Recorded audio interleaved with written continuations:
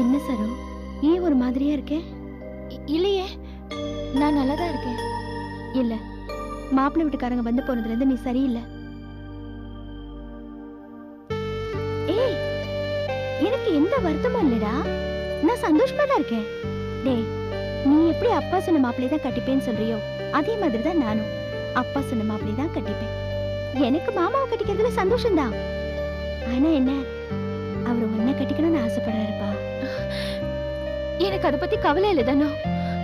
ஏன்னா மாமாவை கட்டிக்கணுங்கிற மாதிரி எண்ணம் எனக்கு இருந்ததே கிடையாது. என்னோட ஆசை எல்லாம் உனக்கு ஒரு நல்ல வாழ்க்கை அமையணுங்கிறது தான். மாமா கொஞ்சம் முரடுதான்பா, ஆனா ரொம்ப நல்ல மனுஷன். இந்த விஜய் பவானி எல்லாம் என்ன அடிக்கடி அறிவு கம்மின்னு சொல்லி கிண்டல் பண்ணுவாங்க தெரியுமா? அது சில நேரங்கள்ல நிஜத்தானோ தோணுது. ஆமாண்டா, நீ எனக்கு வயசுலதான் தங்கச்சி. ஆனா உன்கிட்ட இருக்கிற புத்திசாலித்தனம், உன்னோட பொறுமை, நீ எங்க எல்லாரையும் பாத்துக்கிற விதம், இதெல்லாம் பார்த்தா நீ தான் எங்க எல்லாருக்கும் அக்கா. அதனாலதான் சொல்றேன், மெட்ராஸ் மாப்பிள்ள தான் உனக்கு ரைட், மாமா தான் எனக்கு ரைட். ஆனா என்ன, மாமா சம்மதிக்கணும் இல்லடா. என்னதானோ, மாமா கண்டிப்பா சம்மதிப்பாரு. சரோ, நான் கொஞ்சம் கோயில் வரைக்கும் போயிட்டு வரேன்பா.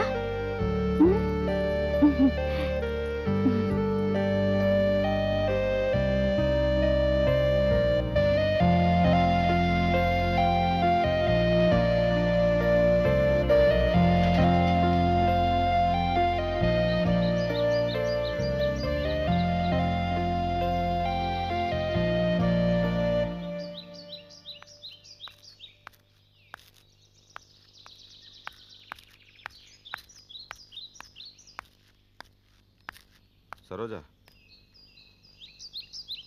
நான் எவ்வளவு நொறுங்கி போய் வந்திருக்கேன் தெரியுமா? உங்க அப்பா மனுஷன் தானா? அவர் என்ன நினைச்சிட்டு இருக்காரு மனசுல? எதுக்காக அப்பாவை திட்டுறீங்க? உங்க அப்பா விடு, நீ பேசுனதுதான் எனக்கு ஆச்சரியமா இருக்கு. சரோஜா தான் உனக்கு, சரோஜாவை தான் நீ கட்டிக்க போற, நீ ஏழை விடுற மாதிரி பேசிக்கிட்டு இருந்தாரு. ஒரு நிமிஷத்துல எப்படி அதை மறந்தாரு? யாரோ சொன்னாங்கிறதுக்காக ஜோடியை மாத்தி பேசுறதுக்கு நீ நான் என்ன ஆறாமடா? சரி, அவர் தான் ஏதோ பெரிய மனுஷன், வயசானவர், கிறுக்குத்தனமா நடந்துக்கிட்டாரு. நீயா சொல்லிருக்க வேண்டியதானே, போஸ்மாமா கட்டி வைக்கிற, போஸ்மாமா கட்டிக்கிற சொல்லிட்டு இப்படி மாத்துறீங்களேன்னு ஸ்ட்ராங்கா மறுத்திருக்க வேண்டியதானே? ஏன் செய்யல? யாரை கட்டிக்க சொன்னாலும் கட்டிக்கிறியா நீ? உனக்கு அறிவில்ல? மாமா, தயவு பண்ணி நான் சொல்றத கோவப்படாம கேளுங்க. என்ன சொல்ல போற? சொல்லு, அதை கேட்க தானே வந்திருக்கேன். இன்னாரத்தான் கட்டிக்கணும்னு எந்த ஒரு கனவும் எப்போ என் மனசுல இருந்ததே கிடையாது. நீங்க வேணா என்ன கல்யாணம் பண்ணிக்க போறீங்கன்னு சொல்லி என் மேல ஒரு ஈடுபாடோட இருந்திருக்கலாம். ஆனா எனக்கு எந்த ஒரு காலத்திலயும் உங்க மேல பெருசா ஈடுபாடு இருந்ததே கிடையாது. அப்படி நான் என்ன பழக்கப்படுத்திக்கிட்டேன். காரணம் எங்க குடும்ப சூழ்நிலை. ஆசைப்படுறதுக்கோ கனவு காட்டுறதுக்கோ எனக்கு கட்டுப்படி ஆகாது. எங்களுக்காக ஒத்தையா நின்னு எங்க அப்பா கஷ்டப்படுறாரு.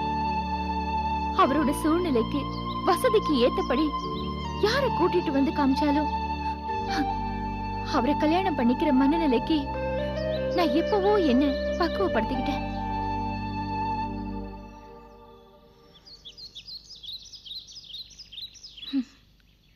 இன்னைக்கு பொண்ணு பார்க்க வந்தாரே, அவரை புடிச்சு போய் இந்த ஏற்பாடுக்கு நான் ஒத்துக்கல.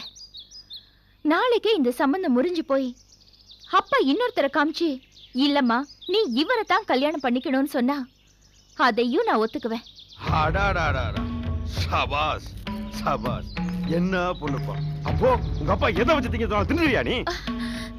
நான் உங்க கூட விவாதம் பண்ண தயாரா இல்ல. நான் என்ன சொல்ல நினைச்சேனோ அதை சொல்லியாச்சு.